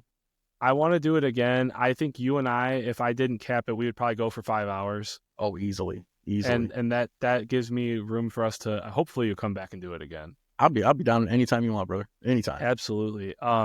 But I really enjoyed this. We'll have to link up in person soon. For anybody who didn't get the idea, if you listen to this pod all the way through, we're actually in person, real friends, not just really, real good friends, not just my podcast guests. So and dude, this was really next time fun. If you want me on, I can bring my laptop. We can bust down production and stuff like that. We can break down tracks or whatever you want. Like we can talk about like some cool, like how to make it different the second time. Yeah, definitely. That's something a lot of the guests, I've had some really awesome guests so far, and obviously I have a little bit of a head start because I record these ahead of when they're coming out. So sometimes I'm a few episodes ahead. Right. And I'm like, man, like I have some really awesome, talented friends who I enjoy conversation with about anything. And I'm like, if we do a second round, I mean, you and I could literally tell stories all day, but I want to just do something cool, maybe give people some more insight on what you do. And I could learn some stuff from you. For sure. What'd even be cool too is that, like, I mean, for the people who are local to you, like we could even figure out some sort of like actual physical setting where like I can come over and we can bust down stuff, and I could show you how I go through my process and stuff like that. And I want to do that. Maybe we can collaborate on something. Yeah. So a couple things I want to, I'm working on redoing my basement so I can have like a podcast studio for people who are local. Yeah. And the other thing is, if we can really get this off the ground, and I want to do it live out, like a live show. Dude, I'm way down with it, man. So just let me know, bro. Butters told me the other day, he gave me a big compliment. He goes, you never shut up, but you're the best person to have a podcast. Then I'm like, thanks, dude. I finally found my calling. Butters would say, yeah, that is definitely something Butters would say. I miss that guy too. We should. Well, maybe we'll do one with you, me, and Butters, and we can like recap that kind of set sail era. Yeah. We gotta get everybody, man. We gotta get Darren in. We gotta get Frank in. Remember Frank? Dude. Oh yeah, dude. Whoever wants to be on. So that would be fun. Hell yeah, man. I'm way down anytime, bro. I love talking shop with you. I love, chopping it up, talking about old times, man. Absolutely. Well, for anybody who's interested in following you or your music, we're gonna link all your socials and everything in the description. Hell so yeah. Please check out all of the stuff you put out is awesome. But Thank you. I advise everybody to check it out, no matter what kind of music you're into. I think you'll resonate with it. And Thank you. again, thank you so much, my brother Phil. I'm really grateful you came on today. It was awesome. Of course, man. Always. Anytime, brother. I appreciate you. All right. Absolutely. All right, man.